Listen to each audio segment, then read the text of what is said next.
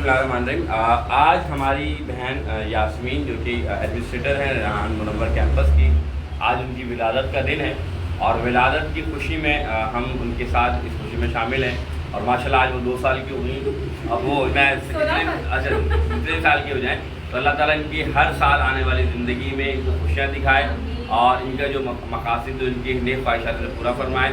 आज हमारे साथ मोमिन अल्लाह वाला मौजूद हैं, हमारी मारिया बहन मौजूद हैं, हमारी जो है रुबाब बहन मौजूद हैं और मरियम बहन भी मौजूद हैं और उसके मुशल भी है, वहाँ मुशल भी मौजूद है और उसके साथ ये बच्चे मौजूद हैं और अली बजवानी मौजूद हैं। बच्चों के लिए क्लैपिंग हो जाए।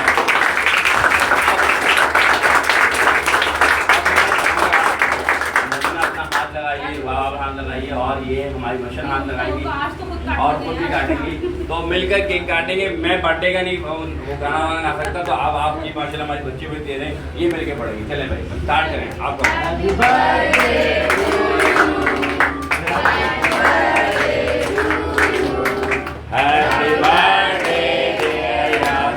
हैप्पी और हमारी इस काम में ताहिर और नबील भाई, इनके लिए लाजमी क्लैपिंग करें।